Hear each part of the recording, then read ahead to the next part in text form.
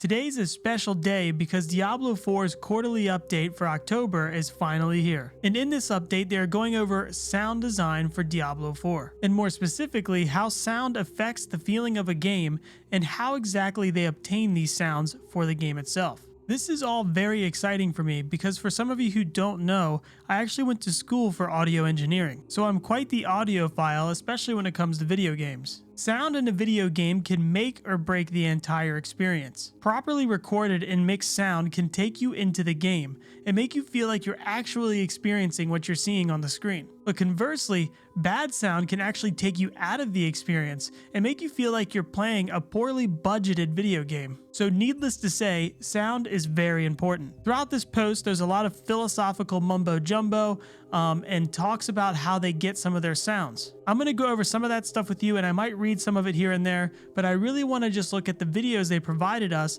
and see what kind of information we can glean from that. So without further ado, let's jump right in. I'm going to skip over most of the intro, but there's one important paragraph here that I want to read real quick. And that is, we hope you enjoy this update and look forward to your thoughts and reactions.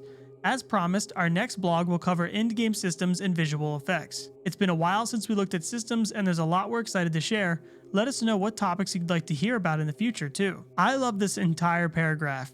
I've been waiting for, and I'm sure many of you have been waiting for, more information about in-game systems, so I'm really looking forward to the next quarterly update. And I do like this last sentence here where it says, let us know what topics you'd like to hear about in the future too.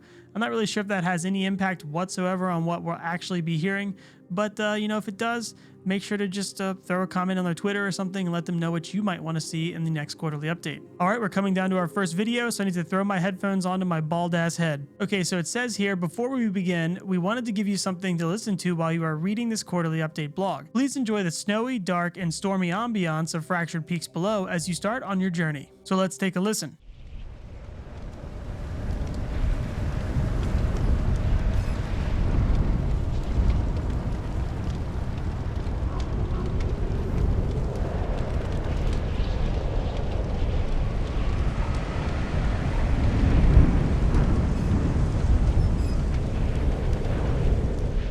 So they go on to say that creating sound for games is an exciting artistic endeavor that you can't see and only hear. Obviously, it's sound. And then they go on to say how you can feel it and all that other stuff. Another important little bit here is that they are taking measures to broaden the experience to be inclusive for players with hearing or visual disabilities.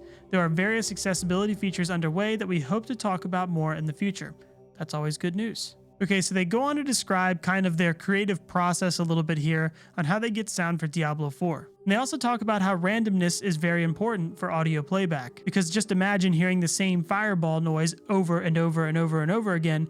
It would be very tiresome on your ears and become very annoying very quickly. Okay, let's get into a little bit more of the exciting stuff here. Hero Fire Skills. So they describe what sound design is, which is technically described as taking a recorded audio source, editing it, and processing it to be used in another medium. And they go on to describe their process a little bit more here, saying that the sound design for games will record raw audio, reprocess them, and edit it for our gameplay needs, and various ways to achieve something that sounds clean, usable, and replayable for gameplay. They go on to say that it could sound exactly like what it sounded like originally, or they can edit it to make it sound like something completely different. I don't know if you guys know this already about me, but I'm a gigantic fan of the Mortal Kombat series. And I don't know if you've seen it, but there's a video for Mortal Kombat 11 about the sound design and how they get some of the visceral sounds that they use in that video game. It's a really interesting video, and I highly recommend you check it out.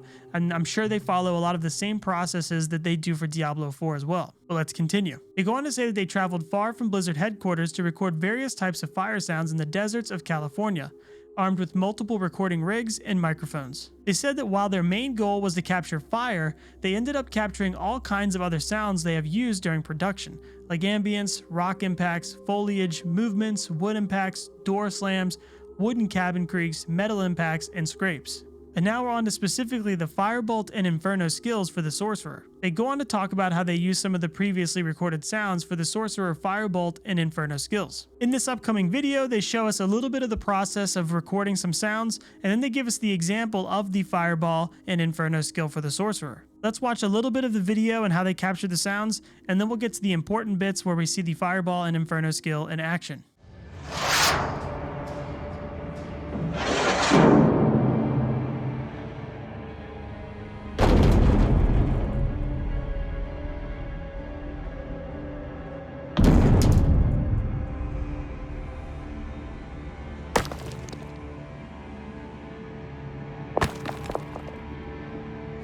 slate this. Big flame. This is Poi Ball of Death. Take two. Take two.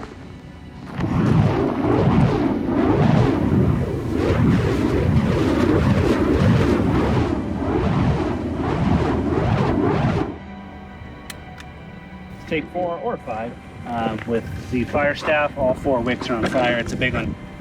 It's a big one.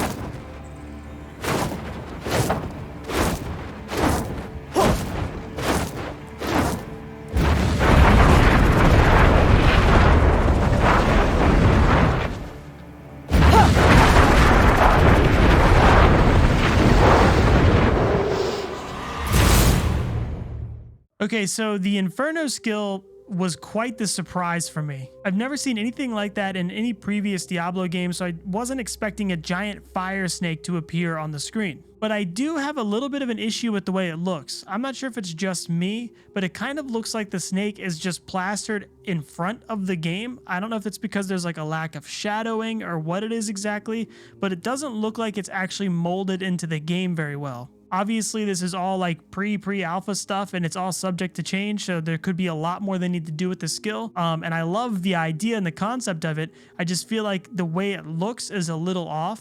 But you guys let me know in the comments what you think. Either way, I think this all sounds amazing, which is what we're here for. And I think it's definitely on the right path for being a unique skill. And I'm looking forward to what they're going to do with all of it. Okay, on to monster sound design. Diablo games wouldn't be as fun if you didn't have monsters to slay. One of the most fun things about working on a Diablo game is the vast amount and variance of monsters that exist. This makes monsters ripe for both experimental and more traditional sound design, so let's dig into some monster sound design for Foley and voice. They go on to say that whenever they start the audio process for a brand new monster, they always recommend that the sound designers start by adding footsteps and Foley, which is the clothing or skin, to their movement animations. They go on to say that these footsteps and Foley play a big role in how vocal they might sound based on their patterns of movement. Next, they go on to say how important the grunting and yelling sounds of monsters are. And here they talk about a specific example. In the case of the wood wraith, it's almost fully sound designed from wood creaks and strains processed to extreme lengths and choosing the right sounds to convey emotion. The wood wraith was a blast to sound design as it's mostly freaky and creaky wood sounds with a touch of very low-pitched human tone underneath it all. Ew, that sounds a little creepy. Let's give it a listen.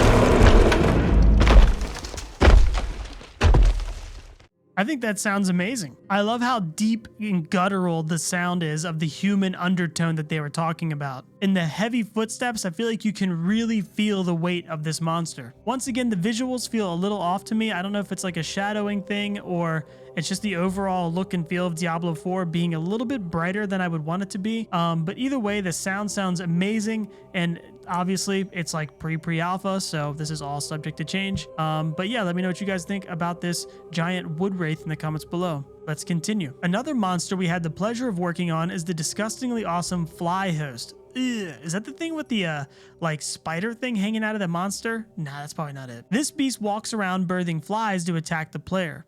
We ended up using some of our early gore session recordings where we ripped and smacked cabbages and melons and stirred and squished mayonnaise, salsa, and a delicious 7-layer dip into a not so great smelling slurry to make some great slimy and disgusting sounds to use in our sound design. As I said earlier, this is exactly the same type of stuff they did in Mortal Kombat 11 for their sound design as well. This is the type of job that I really would have loved to have had after finishing my sound design school, but sadly I live on the East Coast and the opportunities here are slim. So let's check this one out.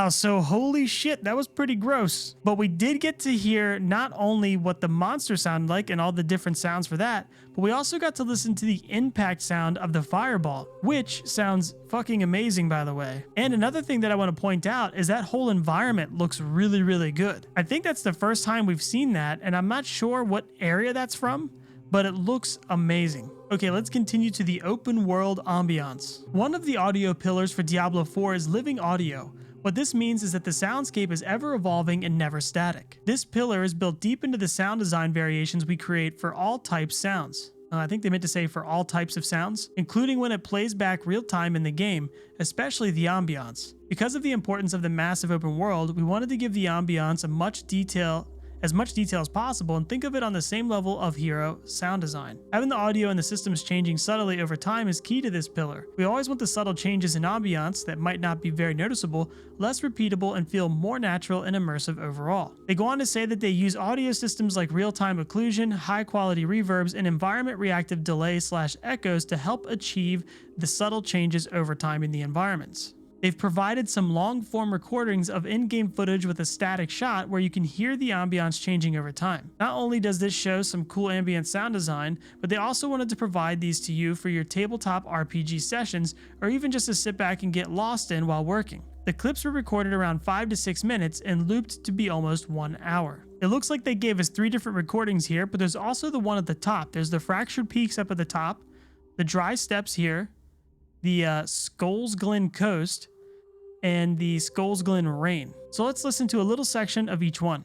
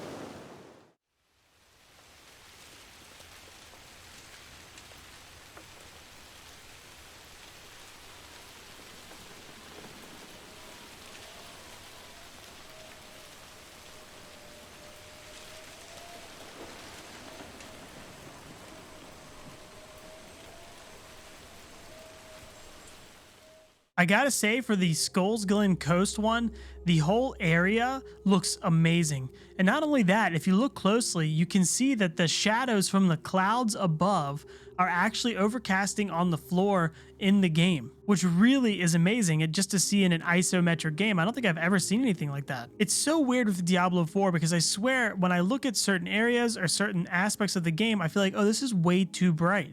And then other times I look at it and I'm like, wow, they really are hitting the mark, and it feels like a very Blizzard game. Like it's very polished looking. It looks better than anything on the market right now. But yeah, I just can't tell. Sometimes it's either there or it's not.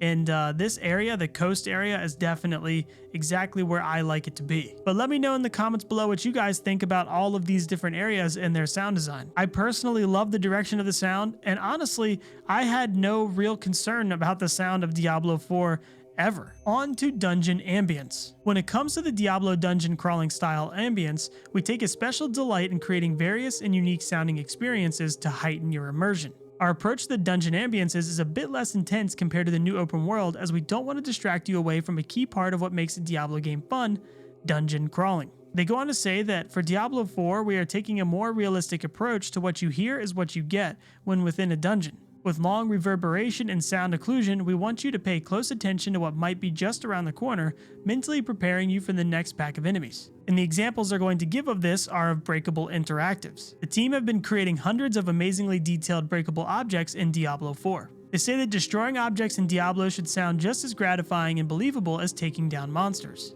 I agree with this. They put a lot of effort into making sure that all objects have an extremely gratifying break sound while supporting the debris with tiny bits of audio to accompany the pieces that break apart and fly across the room. So let's check this out.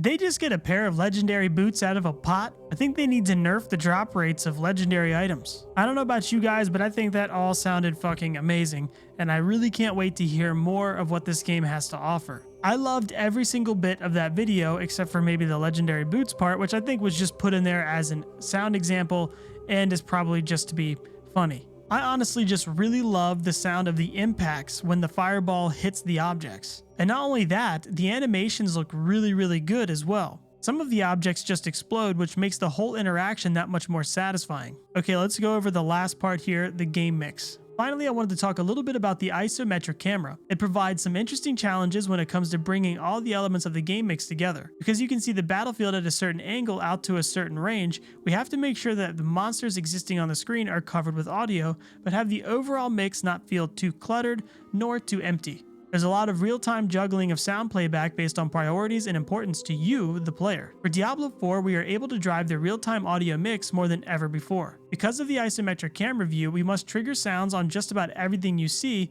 but focus your ears on the most important sounds you should be paying attention to. We've been carving away at audio mix states and an audio importance system that will allow certain important monster sounds to poke out when they are needed. Clarity of game audio mix is hard to achieve in a game where you can have multiple heroes as well as various amounts of monsters on screen, while having detailed ambiances means we need to craft different audible mix states depending on the situation. That is an interesting thing to point out, is that you could be playing with a lot of your friends. So with their crunchy skill effect sounds and all the monsters around you, I'd imagine that this system that they have probably turns your friends down a little bit below you, so they're not as overwhelming as your own skills would be as if they were all going off on 4 different people at the same time.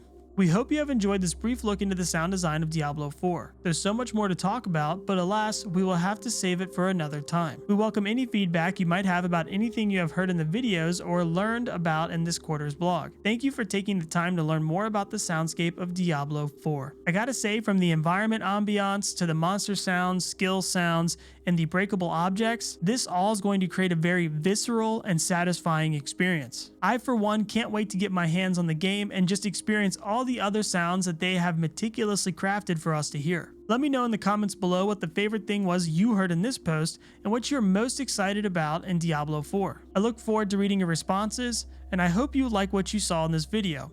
If you did, make sure to like and subscribe, and stay tuned for more Diablo 4 content. Until next time.